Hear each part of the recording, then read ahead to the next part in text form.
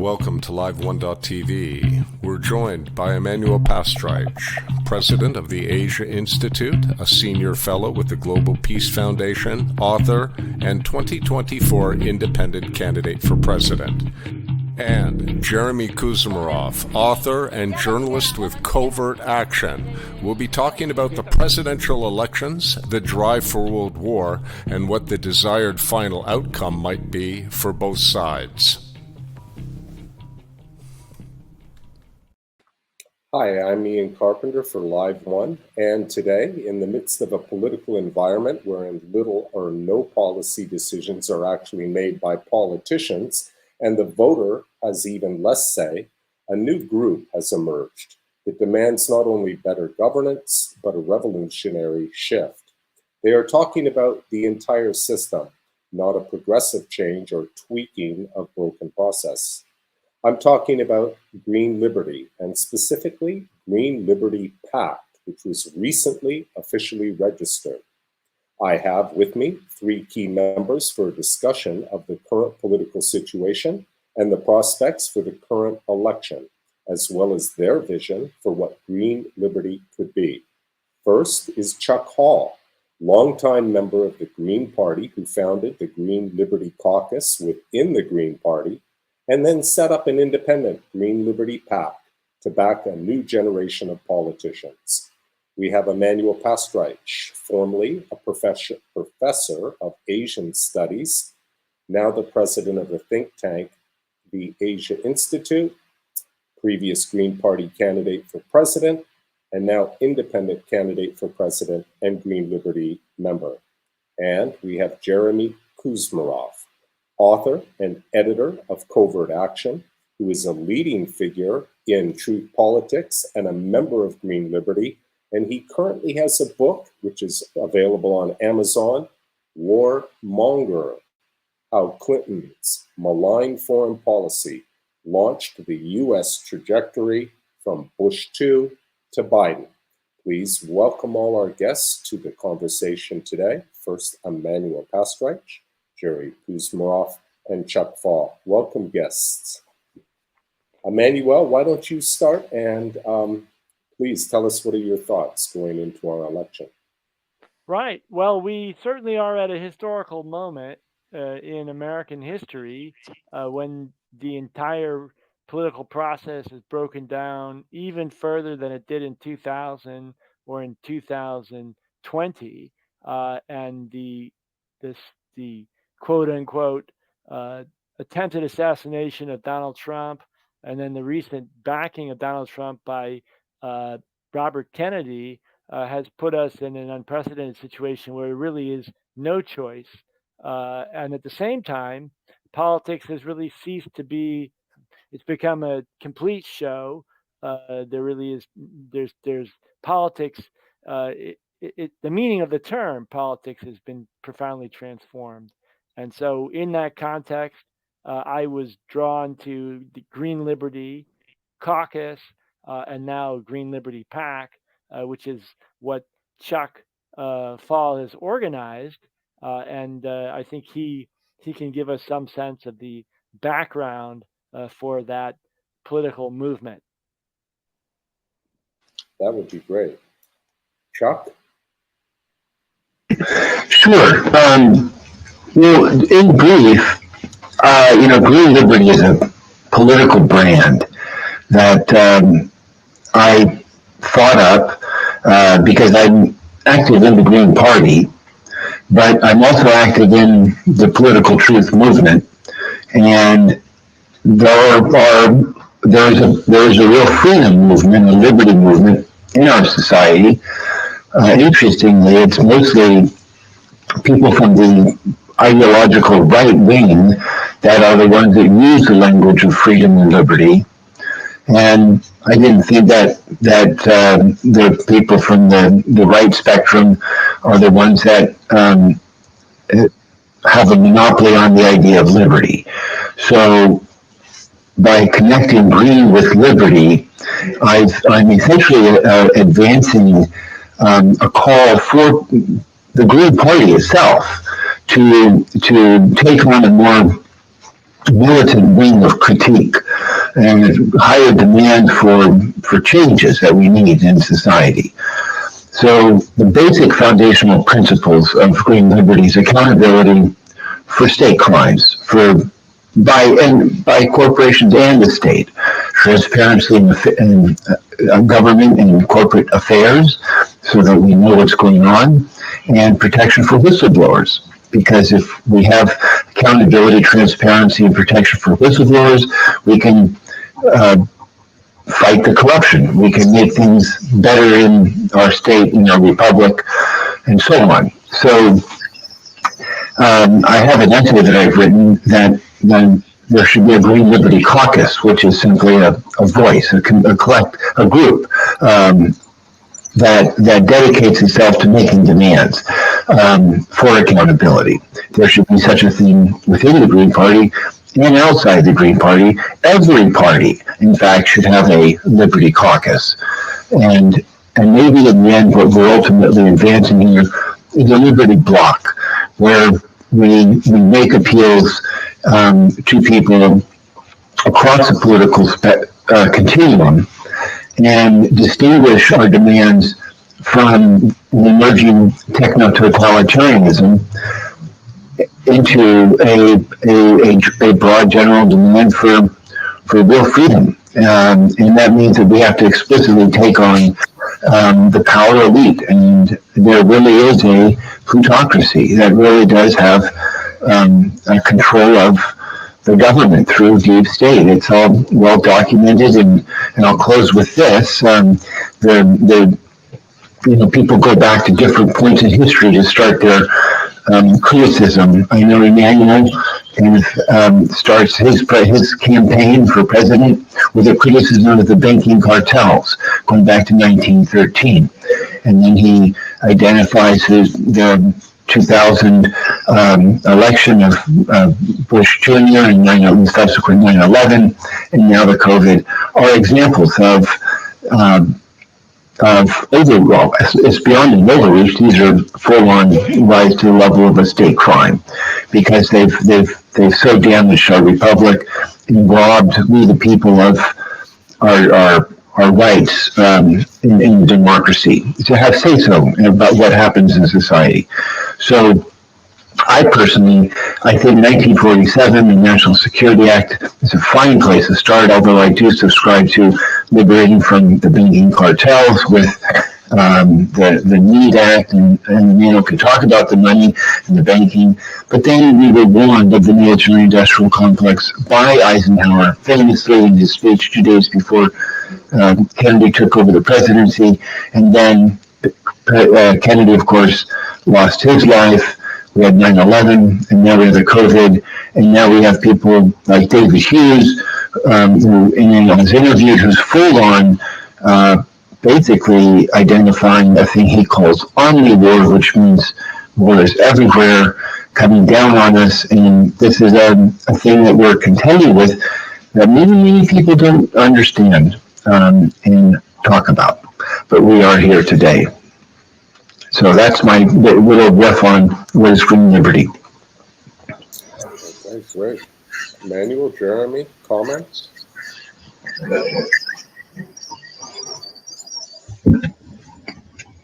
Well, if you want me to say something, yeah, I mean, I was happy to join this Green Liberty group. I mean, I think the analysis is very good about plutocracy, historical analysis, and I think the obviously the mainstream parties are inadequate, but also the alternative parties, like the Green Party, had been inadequate in developing a proper analysis of what ill society, and often they're just going along with dominant narratives, whether it's the COVID-19, whether it's 9/11, whether even Ukraine war. There were a lot of people in the Green Party who were supporting the Ukraine war, and that's a calamitous war. And they're not, some of it maybe they're not doing their homework, but some of it is growing infiltration and authoritarianism. And I think I like Chuck's point that the left or opposition movement have to reclaim the language of American liberty. I mean, that's what we stand for: freedom of speech and freedom against tyranny. And I think Thomas Jefferson said that rebellion were healthy in American society, and when the government become tyrannical, and unless they're held accountable by the public, they will behave in a tyrannical fashion, and that's what we see increasingly, brazenly. Tyranny, and we as citizens have to stand up for it. And I think we can invoke figure like Jefferson in our struggle. Right. Maybe I'd like to say a word regarding that point, invoking Jefferson. Frederick Douglass, in several of his speeches, refers to Jefferson, and he said he learned more about freedom from Jefferson than from anybody else. And this was, of course, a pointed remark because, of course, Frederick Douglass was originally was a slave. And he fought for abolition from the 1840s on, and he was committed to this. But that statement was to say that we could separate Jefferson, the man, the slave owner, the aristocrat, from Jefferson, the political thinker who inspired many ideas that survive to this day, and which actually even inspired uh, the next generation, the revolutions of 1840s to Marx, all the way to the Paris Commune down to the present. And so I think it's very, very important because a lot of the so-called left in the United States, they started out by just dismissing the whole tradition, right? The Declaration of Independence, all the writings from Thomas Paine or Jefferson or Madison, etc., and sort of writing that all off. But in fact, for all their flaws, they did give a sort of a foundation for a government that had a constitution, that did not have a church, not a Catholic church in it, did not have an aristocracy or a king, and was capable of this sort of form of government taking sort of the best from the British system, from the medieval period on, the Roman and Greek and other precedents, and even some of the Native American traditions like the Iroquois Confederation's constitution. Yeah, it's amazing. The Indian Constitution was used as source material for, I believe, the United States Constitution and probably originally the Articles of Confederation, but it did have some influence on the Constitution, and certainly it influenced the way of thinking about things, the Native American traditions, including things like fairness of hunting grounds and things like that. Wow. Okay. And so what do you think? Where should we go from here, Emanuel? I guess we all have plenty to talk about, but I guess maybe we should talk a little bit about where we are at this moment in American history. What the recent developments in the elections have indicated to us. I mean, and especially I feel that the decision of Robert Kennedy to back Trump in a very explicit way was truly a historic moment. I mean, I see it somewhat cynically or pessimistically as being sort of the American equivalent of the Night of Long Knives, when the whole left wing of the Nazi Party were all killed by the right wing. But it was disturbing to me, and was particularly disturbing to me because I saw this whole range of 9/11, COVID-19 truth tellers suddenly backing Trump and Kennedy unconditionally, in a way that I found quite disturbing. So that's why I felt that Green Liberty was so important to like have a alternative voice. And I'd like to know what Chuck and Jeremy think. Well, so let me jump in. That's great. And let me just share the story of making an appeal to to Maryland, Mass, and we had Ian was present for that conversation, and the invitation that I extended basically is to Meryl is to consider that she would be part of a bloc that would run as a kind of for the political as a political truther, and that this would be for 2026. Now, and just to dial back into the discussion about Robert Kennedy Jr., Meryl is to me a giant in the political truth movement for her work. Identifying the anthrax attack in 2001. People forget the buildings came down, Building 7 came down, and we were immediately told a big lie that airplanes flew in and then the buildings pancaked. Well, 2 weeks or so afterwards, there was an anthrax attack because 2 senators were holding out on endorsing the Patriot Act. So Emanuel, and that, just to her credit, has traveled the world, speaking directly to parliaments. She got 49 U.S. Republican senators to essentially preemptively say, no, we're not going to accept a World Health Organization, dictate, treaty, whatever we would call it. But now is very practical. And her attitude about doing this work is that you go to the people who are currently in power. We should be directly lobbying, the Republicans. We should be, there's sadly, I don't know who we could lobby within the Democratic Party for accountability for state crimes, but or even for the extreme class injustice that we witness, the extreme expansion of wealth of the plutocracy. So my point is that I appealed to Meryl and was reminded how expensive it is to advance a campaign, and that if Green Liberty has the ambition to advance a bloc in 2026, why we're talking multi-millions of dollars that would need to be raised to do that correctly, to do it in the fashion that she understands, like a good practical person. It would need to be done, and made the observation that my idea was quite cloud nine, pie in the skyism, very idealistic, and I had to acknowledge to her that that's actually true. It is very idealistic to imagine that there could be a bloc. And Meryl was also very shy about being partisan.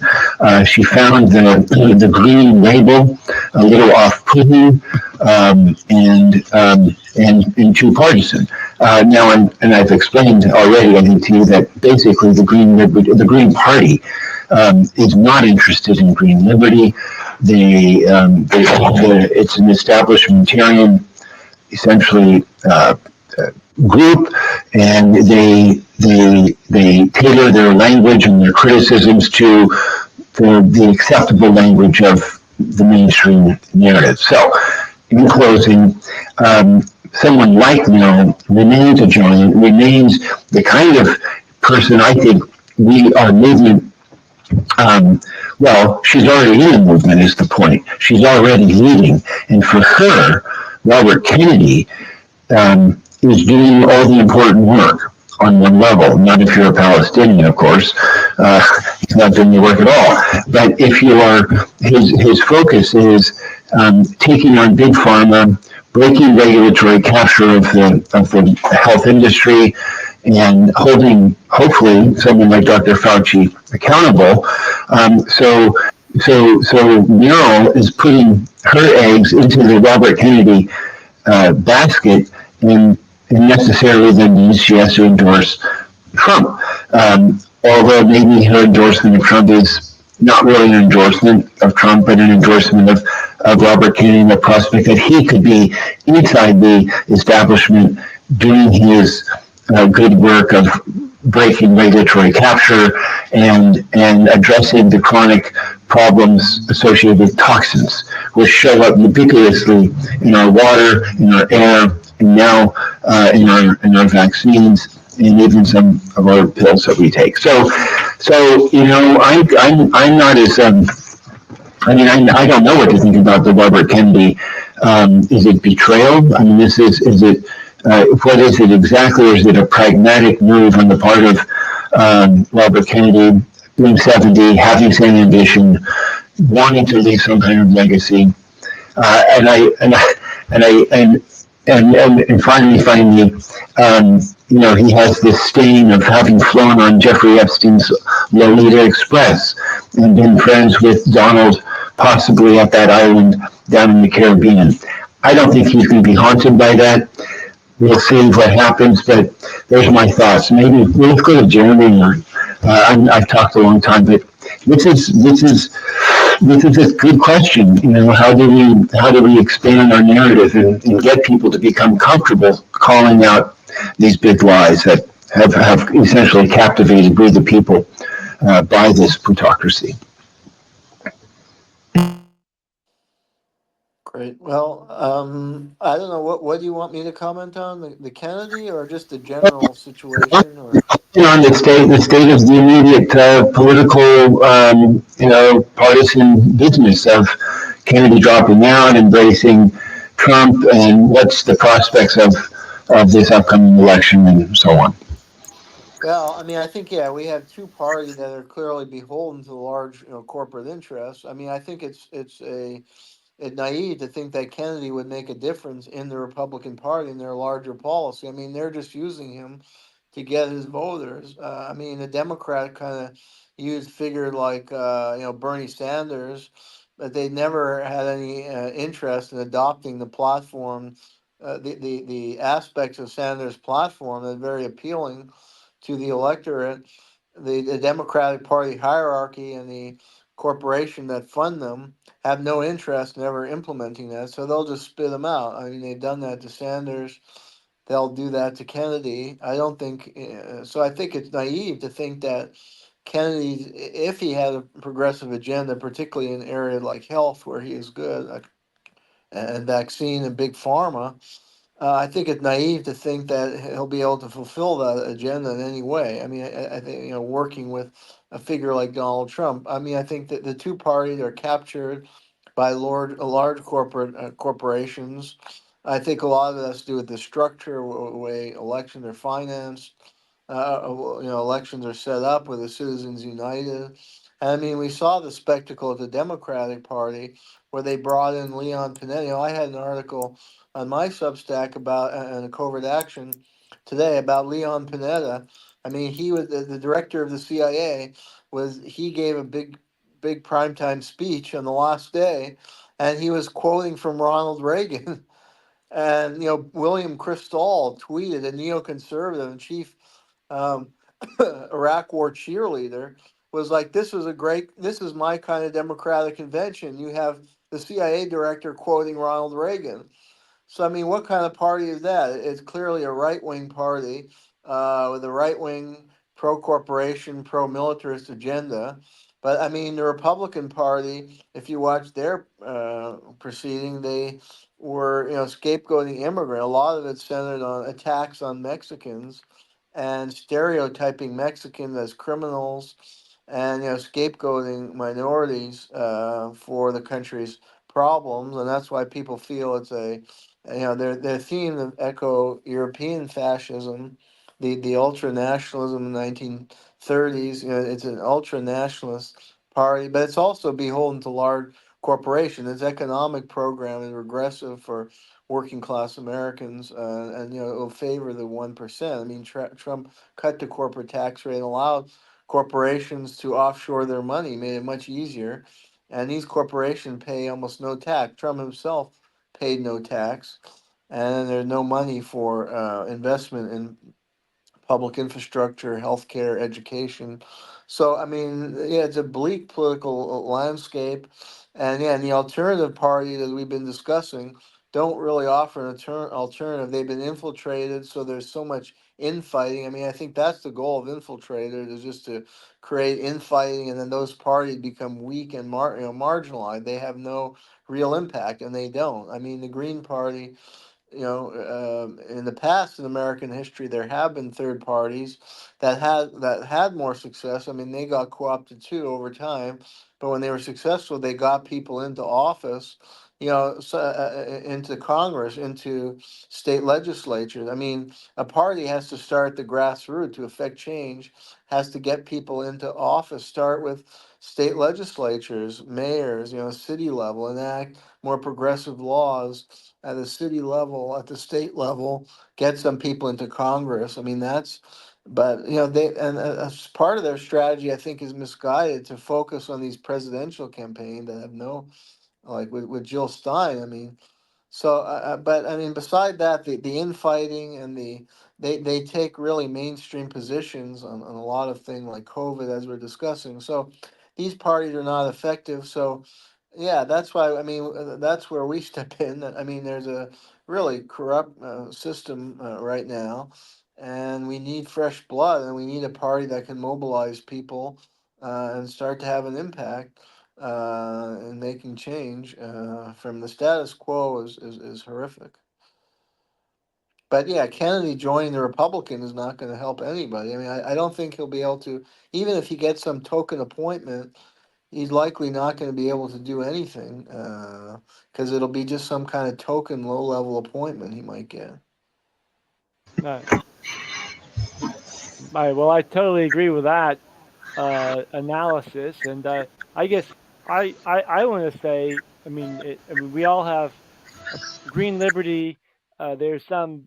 It's a it may be a small number of people, but it is also a big tent. So we're certainly welcome lots of people to join us, and we take different strategies. I don't think the three of us or four of us are all that different in our fundamental values and goals, but we do differ a little bit in terms of how we approach them.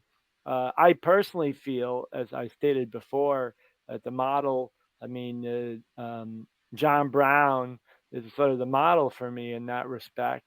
So John Brown in 1859, he essentially declared that he was establishing a provisional government in the United States that followed the Constitution. And he said he and his small group of, I don't know, 500 or so followers said slavery is not a peculiar institution. It's an act of war against the citizens of the United States, and it ends. Right? We don't recognize your country, which is in violation of the Constitution itself. And they arrested John Brown and his followers immediately. It was over.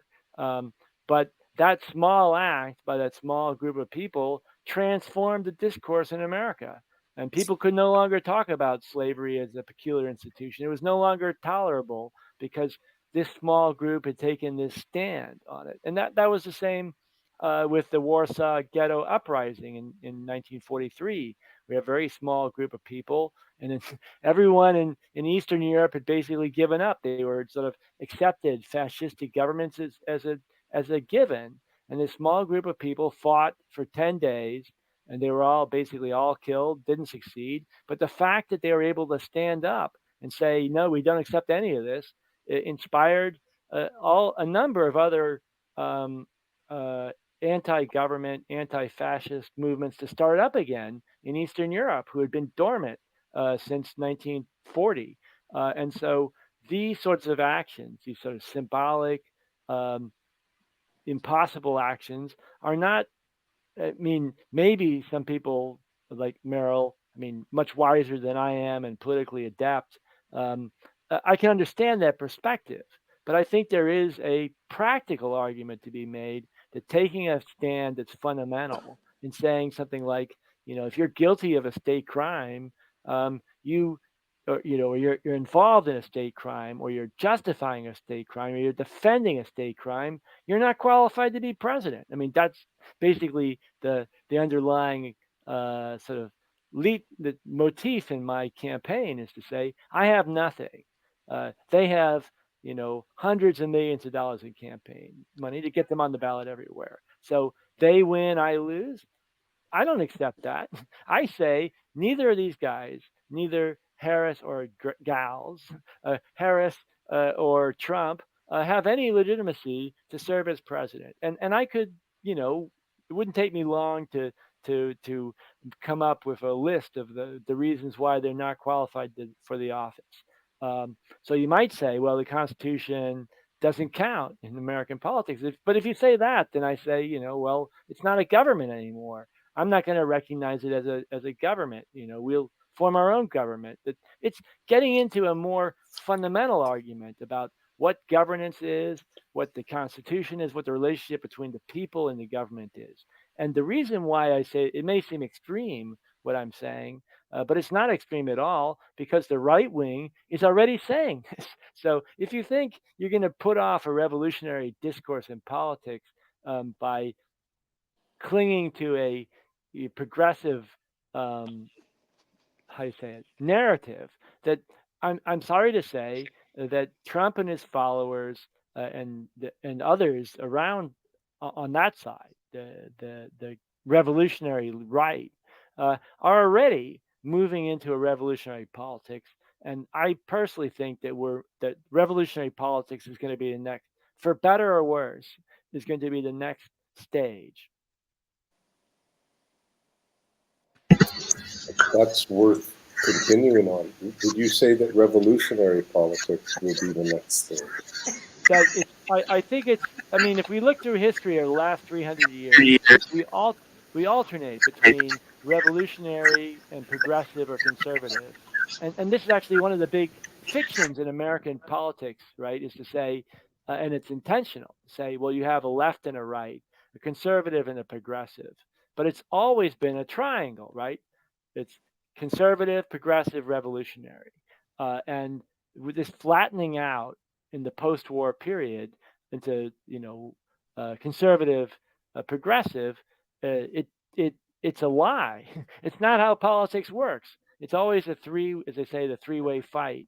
A three-way fight, of course, in another terminology, refers to this constant battle, which I think is also very important, between the revolutionary or anti-globalist left, anti-globalist right, and then the globalists. And at any one moment, sometimes you have the anti-globalist left and the anti-globalist right unified against the globalists. But sometimes you have the globalist with the anti-globalist left aligned, or sometimes the globalist with the anti-globalist right. And so it's always a shifting sort of structure, American or international politics. And the fact that we're forced to see it through this sort of, left-right sort of diagram, schemata, very much limits our ability to understand the political reality that we face. So let me jump in on that, if I may. And because I'm active in the medical freedom movement, I've made friends with children's health defense activists here in my county in Oregon. And there's a lot of people in the faith community that are active in the children's health defense work because their children have been hurt from the vaccine, or they're anti-vaxxer because of faith. And there's a movie called Plandemic. Mickey Willis, it's his third one, and he makes a simple little picture of saying that there really isn't a left-right in the classical sense of the French Revolution and the Great Assembly, where the center and the middle, and then you had the horseshoe on the left and the right, and you had the royalists on the right, and you had the Republicans on the left, and you had the people in between. And I think the left-right ideas, it works in terms of breaking down where people fall on a continuum of ideas. However, what Mickey Willis points out in his movie is there's authoritarian, and then there's libertarian. There's command and obey, and then there's, well, let's talk about it, and what's society going to look like? And that's kind of where I'm at, and I think that's where our movement is functionally, in that, if you listen to Catherine Austin Fitts, who is this strong critic of the banking cartels, but comes with her criticism of this dominant banking cartel, this plutocratic class, from the kind of a classical right-wing, I think, political theory. I think she subscribes to maybe the Austrian school of pure capitalism. But the point is, in her analysis, resisting this emerging inevitable technocracy with its command of digital currencies, is simply that. It's simply an emerging dominant power that has to be answered with the people effectively going local. And the idea of going local, the devolution of power, is something that people on the left have talked about for a number of generations. And so there is points of common ground and understanding that there is an emerging power class, a true power elite. And we were warned of power elite by C. Wright Mills from the 50s, and this has been in American consciousness for a long, long time. So what I'm interested in Green Liberty doing is standing on a demand for accountability, but acknowledging that we do need a profoundly radical reconstitution of our republic, of our country, and of the nature and the way in which power is held and distributed. So we do need to build a big tent.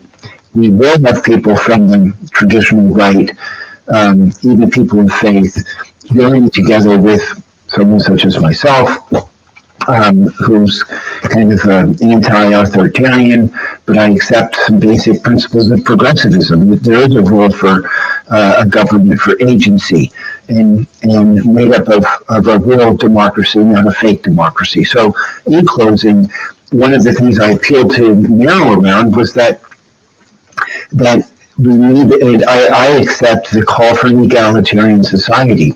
And the word egalitarian appeals to me because it's not freighted with the words of communism, socialism, and Marxism, and all these words that have become effectively a slur used by our compatriots on the right to criticize what in fact is an emerging techno-totalitarianism.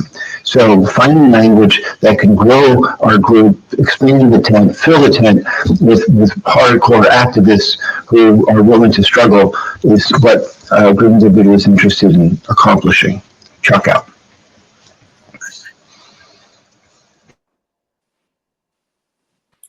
Okay, any comment, gentlemen? If I might add, we were talking earlier about a couple of things. It was interesting that Chuck mentioned the Patriot Act and that anthrax was one of the scares that popped up shortly before the vote, which encouraged many people in Congress to vote to authorize the Patriot Act, which I believe now has a provision which was passed about 4 months ago called Section 702. And that this is the warrantless bulk collection of, among other things, Americans' private records, which I refer to today as not papers, as maybe was referred to in the Constitution, but today is more often digital residue, meaning records from your phone, which is the core of modern surveillance, as well as it isn't just, as Edward Snowden pointed out, that they collect what type of toiletry items we buy at the pharmacy, whether we bought Dial soap or whether we bought Herbalescent shampoo. Those are part of the records that are collected as well. But it's also things, for example, thoughts. If you've ever used your email or a Word document just to organize your thoughts or even to write a love letter to someone, these very personal intimate private records are collected as well. And I've often thought about how is it that these members of Congress or people in the executive branch can have a doubled standard to justify the violation of the Constitution, which I would like to say, if somebody tells you that you can violate the Constitution, you can't, and you're breaking the law when you do. So I've tried to figure out what kind of setting happens when our legislators decide to violate it. And I imagine probably you have two, Chuck, and Emanuel, probably everyone here, Jeremy, you're all pretty much experts in this area. But I think we might agree that there is a classified setting that takes place where presentations are given by some of our security agencies. And that presentation probably says, thank you for coming here today. It's vitally important that we reauthorize 702. We'd like to show you some of the work that we've been able to achieve. We've been able to intercept 149 fentanyl shipments that were coming in from the southern border and on ships from China. And we've also calculated that we saved at least 22,000 lives as a result of these interceptions. We've also broken up more than 58 domestic terrorist incidents. Many of them are still classified and the public isn't aware of them, but we're happy to share some of those details with you. And we ask you, please, for the sake of saving lives, it's vitally important that we have these tools with the emerging threats from China, Russia, and other state bad actors. And so I think it might be in this kind of environment, and maybe you guys might add if there's more to it than that, where they make this justification to violate the law, violate the Constitution, which I'll add again, just because somebody tells you you can violate the Constitution, you can't. But do you think it was within that type of setting that is the justification for how some of these legislators continue to allow the bulk collection of our private records, our digital residue, our private thoughts? Well, maybe Jeremy might address that question. Well, I don't know. Maybe you guys want to take it on first. Let me jump in then, because Whitney Webb, I don't. Do people know Whitney Webb here? Yeah. Is she lives in Chile, and I don't know why she lives in Chile. Maybe she feels safer down there. But she's written a 2-volume set of A Nation Under Blackmail, and she uses a very crude but simple. I guess it's an analogy of that the country is essentially run and controlled by gangsters. And I know Michael Parenti wrote a chapter or a title, The Gangster State. But I'm coming to accept this crude characterization of our government being kind of run by gangsters. And some people who are very hard on Israel and very anti-Zionist, I accept that the Israeli military-industrial complex, the Israeli deep state, functions like a gang in its own right, and is a big bully boy on the block and is doing horrible things there. But I think to use the gangster analogy fits, because then if you are an elected official in Congress, in Senate, and you understand the nature of power, you're necessarily intimidated. You know history. You know what happens to people who step out. You're intimidated. It's scary to go against the grain, to go against the mainstream narratives. So there's only a few people in Congress today, and I don't remember his name, but he's pretty much a libertarian out of Kentucky. Very interesting fellow. He was interviewed, I think, by Tucker Carlson. But he's an artist, lives off grid. He's a brainiac, a computer kind of guy, and his name might come back to me. But all I'm saying, Thomas Massey. Thomas Massey, yes, a very beautiful individual, and I enjoyed listening to him and his criticism. And as a libertarian, I agree with so much of what's represented here. So I think I think what I think we do have to understand that our opponent has huge amounts of power, huge armamentorium, all directed, if we're going to accept Thomas Hughes' criticism towards the people. And, um, and I don't know. I don't know how else to think of it other than that there is a powerful class that functions much like gangs function in their attempts to hold acquire power. That's a thought that I have. Check out. Yeah, there's another book by Jonathan Marshall on organized crime, and it basically infiltration of the U.S. government and ties. And starts with like Harry Truman and his connection with the Pendergast political machine in the state of Missouri, and he goes on from there. So, I mean, there's certain I think resonance to what you're saying, Chuck, and that gets into the authoritarianism. I mean, that's how the mafia functioned. They intimidate people into acquiescence. They bribe them. I mean, that's what the CIA had been doing for a generation now. And yeah, there's another good book by Douglas Valentine, The CIA as Organized Crime.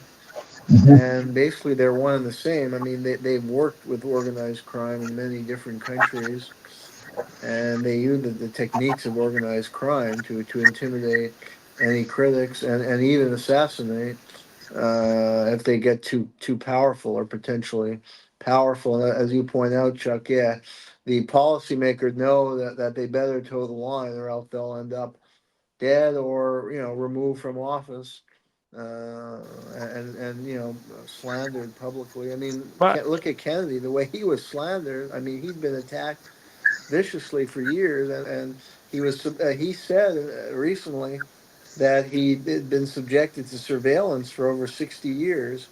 They've been trying to dig up dirt to discredit him, and the way the media covered him was whatever you think about them, and there's no pretense of any objectivity in trying to cover him. Whenever his name is mentioned in the media, he's called a conspiracy theorist, anti-vaxxer, lunatic. Now they're trying to make like he's mentally ill, and they claim he cut off the head of a whale or something. It's getting outlandish. So that's their favorite technique, and they will use assassination if necessary. And yeah, it is a mafia, and they specialize in violence. I mean, this government is not a normal government. They're selling arms all over the world and promoting violence all over the world.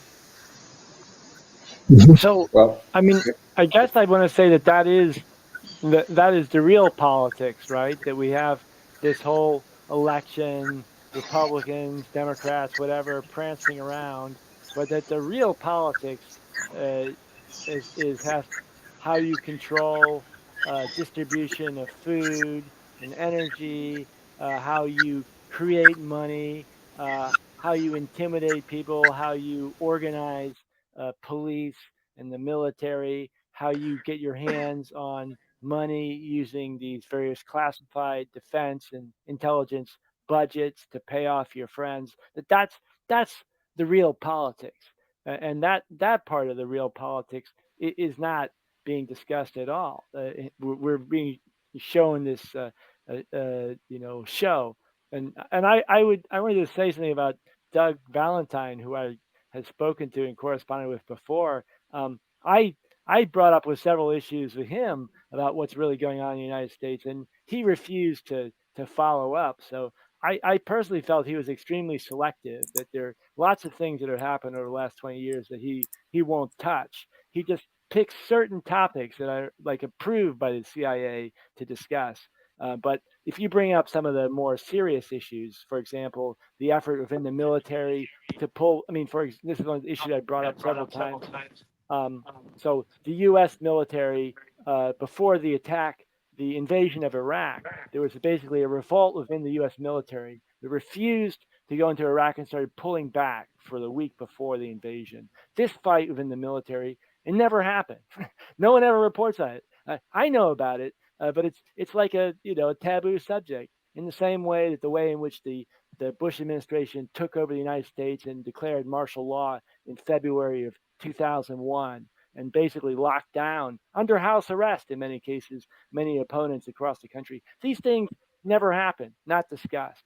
So for me, I know I'm a little bit on the radical side, but to sort of say certain topics are like we can talk about like the Phoenix program and these bad things that happen, but these other topics, they're sort of taboo. We can't talk about them. It's not really acceptable to me. I think we have to be honest about the true nature of governance in the United States.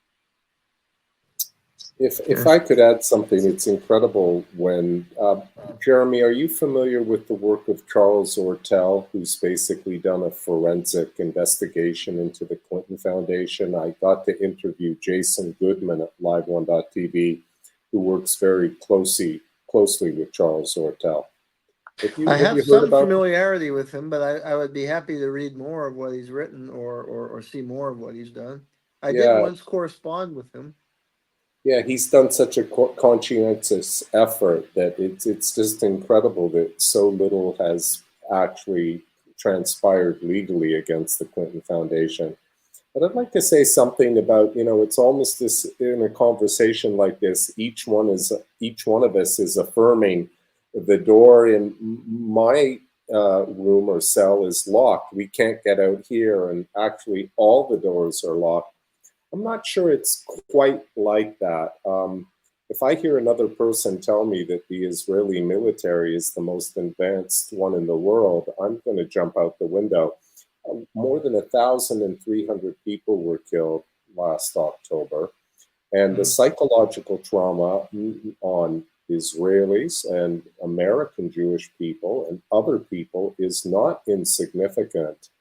And these globalist policies and lawbreakers or politicians are getting their own children killed. I might add to that Raphael Rothschild, a 17-year-old from the famous Rothschild family, overdosed on a street in Manhattan in Chelsea. And so this is a kind of blowback effect by these tyrants and the social conditions that are being created. It really isn't working out well for anyone. They poisoned the water that we all drink from. But it's interesting, our effort to, I'm always interested in conversations. There's two kinds of conversation. This is highly simplistic, but one is raising consciousness, becoming aware of something. The other, of course, would not, I hate to use the word of course, so I won't. The other is actionable information or actionable intelligence. To, sound like a Hindu, what to do. So what to do about this? And people say, I hear these conversations and people will say, well, since our legislators and the FBI and the DOJ isn't doing anything, we've got to find a sheriff. And you'll find these conversations where people will talk about, well, a sheriff can form a posse and go and arrest, And I think how desperate that is, that people are, looking for a good sheriff, which is kind of like finding a unicorn. But in New York State, it is true. There is a lot of oppressive things being done to prevent us from arresting criminals. I don't know if everybody in the room is aware. Remember the citizen's arrest. And to quote from the New York Bar Association, a citizen may arrest you without a warrant if you have committed a felony, in fact, or if you have committed a non-felony in his presence. The problem is last year, a New York State senator in my district, I'm going to get his name wrong here, Giannis, he sponsored a bill, New York Senate Bill 167, which is now prohibiting citizens' arrests in the state of New York. And it's too bad that the public doesn't know about this. We also had Governor Cuomo, who by executive order made it impossible for any companies participating in the boycott of Israel and Israeli companies If any company participated in that boycott, they could not do business with the state of New York. I believe that was Executive 157, if my memory is correct. So, well, yeah, please. I wanted to say something on this question. I mean, it comes back these big issues that you're bringing up here, Ian, to green liberty, and I keep thinking about that old phrase, yeah, you and what army? To sort of say, if you want to achieve some sort of change, we'd love to go back to some Arcadian, self-sufficient villages of sort of anarchist utopia. But the question is, how do you get there? You have all these, armed people with drones and robots and surveillance, etc. How do we defeat them in order to get back to that Arcadia? And that's the hard part. I really think that. And I say that in part because I'm not a true pacifist. I don't really believe that you can just, give up all war just spontaneously. I mean, there have been many fights in the past. It's not as the choices are not easy, I would say, and so we have to be organized. It has to be a citizens, a people's movement, but we have to be at least as well organized as they are. I mean, at the minimum, we have to be as well organized as they are, and we have to be disciplined. And we have to. Green liberty has to. It would be. We don't want to follow that. The Batman was it. Was it the? I'm trying to remember what the line from Batman is, where you to become like the enemy, right? That in the process of trying to do good, you end up being like the enemy, and that is always the risk.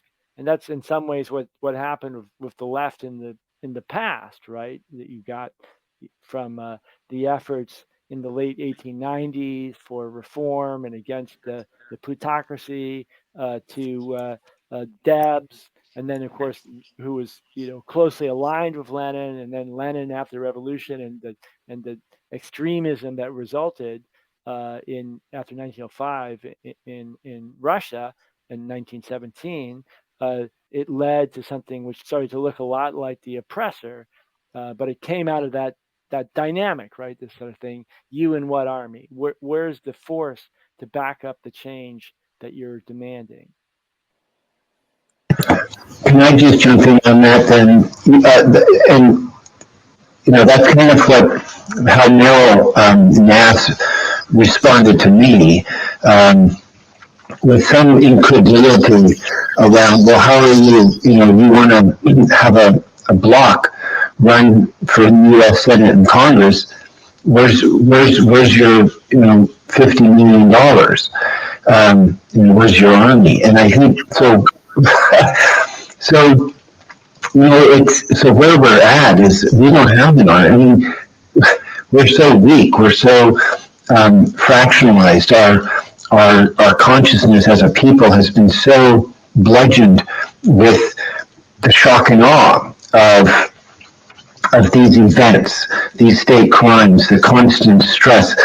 I'll remind people that when COVID was announced over by President Biden, the very next day, the war in Ukraine started. So we're told, okay, this crisis is over, but now we have a new one. So the one thing we have is our free speech rights. First Amendment to publish, to assemble, to run a press, to speak, to write, and to petition for redress of grievance. And so I think our movement in building up our army is having a conversation just like we're having right now, where we speak frankly about the predicament our country is in. And our predicament is, and I write this in this, and I apologize for my writing. It's long-winded and it's not tightly edited, but it does get to the message. And I posted at the Green Liberty site. One is a modern crises, inspired by Thomas Paine. And I'm riffing off of work I do in another organization called Truth Action Project. It's a truther group. It used to be just 9/11 truth, but now it's expanded into what's the truth about the COVID program? What's the truth about what happened in the Lahaina fires? What's the truth about our weather program going on? The illegal geoengineering. There's all kinds of problems. So we build up our ranks, we grow our ranks, I think, by explicitly addressing the problem of this deep state plutocracy that affects state crimes. And I've mentioned this work's inspired by Cynthia McKinney's 20th anniversary address to the Lawyers Committee for 9/11 Truth. She says the lawyers are the natural leadership to run for office, to restore, to fight the corruption in our republic. Doctors who have been impacted by the COVID program, another huge big lie that makes 9/11 look like a walk in the park if you think about it. And so the Dr. McCulloughs, Dr. Pierre Corey, Meryl Nass, and there's many, many more doctors that stood up and treated people who had these infections and have become pariah for going off label, for repurposing drugs, if you can believe it. It's an absolute scandal. So finally, in closing, Green Liberty is advancing a protest project, and it is it's because we need to protest. We need to be doing multiple things on multiple levels, having multiple conversations with different organizations and groups, and just basically pointing out that we are in crisis. There is a real emergency, and that needs to be an authentic conversation at the grassroots level, as we are doing right now, speaking about this crisis that we're in, our country, and we're not going to get millions of people, but if we can get 3% of the American population, that's the magic number for building the momentum. But people have to be willing to speak frankly about what's really happening, and that's what I think Green Liberty is doing. Chuck out. Oh, well, I wanted to thank Chuck for summing it up so beautifully, and I think maybe we shouldn't not run too long since we have a maybe limited audience. But maybe if Jeremy wanted to make a sort of closing comments. Well, I think that we've summed it up well. I think we're on the same page as far as the importance of independent political movements and groups and parties. And I think Chuck summed up the importance of Green Liberty and what we stand for. And so I think it's a promising initiative, and I'm happy to work with you guys to try and develop it and build support for it. Okay, so with that, let's go and come back soon. Thank you very much, everybody. Emaneul Pastreich, Paul, and Jeremy. Much appreciated. All right. Thanks again. Okay.